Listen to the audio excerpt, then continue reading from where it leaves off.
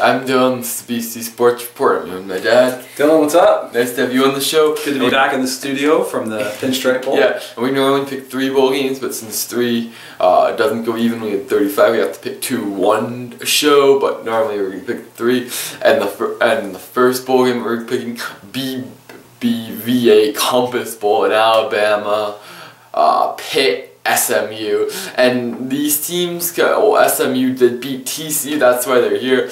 Pitt, they've had some good games, so it's like, but Pitt but their coach's leaving after this game, Todd Graham, but I like SMU the way they play against TCU. They're a pretty good team. Pitt sometimes once in a while can struggle on offense.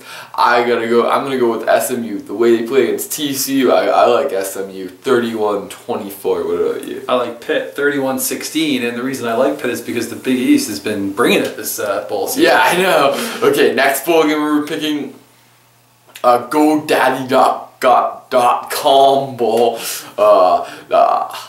GoDaddy.com bowl. .com bowl. It's a funny bowl of a name, but Arkansas State, Northern Illinois conference winners could be at both it's gonna be like 2 good offenses. I like Northern Illinois. Chandler Harnish, pro quarterback. I'm gonna go with a high scoring game because Northern Illinois always scores a lot of points.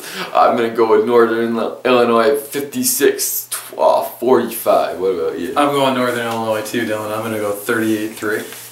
Yeah, well, Northern Illinois, Chandler Harnish, dynamic player. Okay, well this is episode 11 out of 12. Nice to have you on the show. Great to be on the show, Dylan. Okay, well next time we're gonna be doing our last episode ever. We're gonna be picking the Rose Bowl, Cotton Bowl, National Championship game.